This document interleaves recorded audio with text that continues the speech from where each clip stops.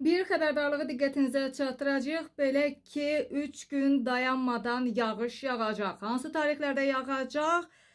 İlə isə sizə bunu çatdıracağıq. Gündəm xəbərin efirində 11 may tarixidir və Milli Hidrometeorologiya Xidmətinə istinadən hava haqqında bir xəbərdarlığı diqqətinizə çatdırırıq. Belə ki, mayın 12-si, 13-ü və 14-ü tarixlərində əsasən günün ikinci yarısında Azərbaycanın bəzi dağlıq və dağ ətəyi rayonlarında hava şəraitinin arabir yağıntılı olacağı gözlənilir və bu barədə Milli Hidrometeorologiya Xidməti məlumat yayıb. Məlumatda bildirilir ki, ayrı-ayrı yerlərdə yağıntıların qısa müddətli intensiv olacağı, şimşək çaxacağı və dolu düşəcəyi ehtimalı var. Bundan da əlavə yağıntılarla əlaqədar çaylarda sululuğun artacağı və bəzi dağ çaylarından isə sel keçəcəyi istisna edilmir. Bəli, qeyd edək ki, may ayının 12-si, 13-ü və 14-ü tarixlərində isə hava şəraiti yağıntılı olacaq və bu hava şəraitini nəzərə alaraq hərəkət etsəniz